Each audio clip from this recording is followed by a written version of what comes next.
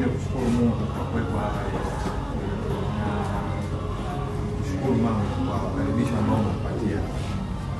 Na nashukuru wenzetu ambao wenyewe wametutangulia kuja kabla yetu. Na maneno tu machache ya kuongea.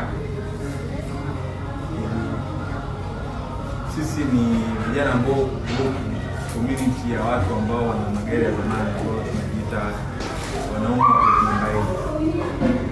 Na magari yetu yote ni ya zamani. Yaani magari yetu yote namba 8.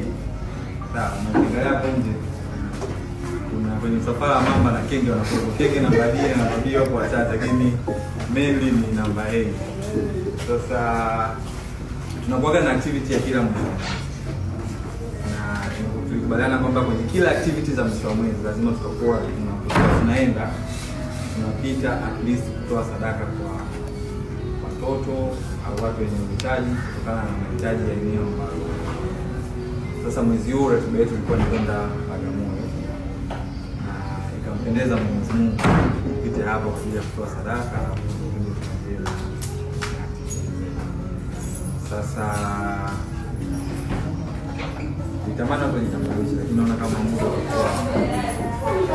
Lakini maneno machache ambayo tunaweza tukasema, tukushukuru mama kwa kazi nzuri unayofanya. Kwa kazi ya dini ya kweli. Sisi tunasoma Biblia inasema dini ya kweli ni kuwajali wale wenye mahitaji na shida. Nikushukuru na nikupongeze.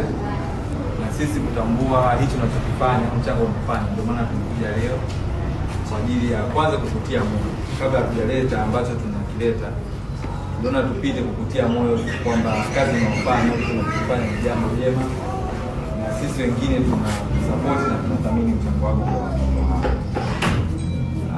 Jambo la pili, kuna kiwango cha fedha ambacho kwa ajili ya kusaidia watoto na mahitaji mbalimbali ambao hapo.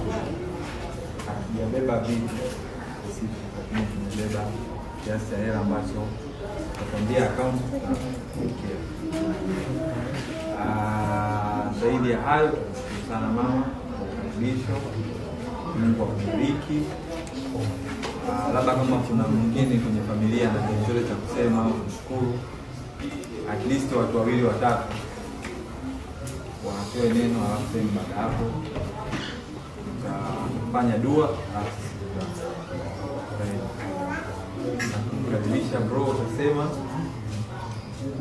alafu na bro utamalizia maneno tu machache. Lakini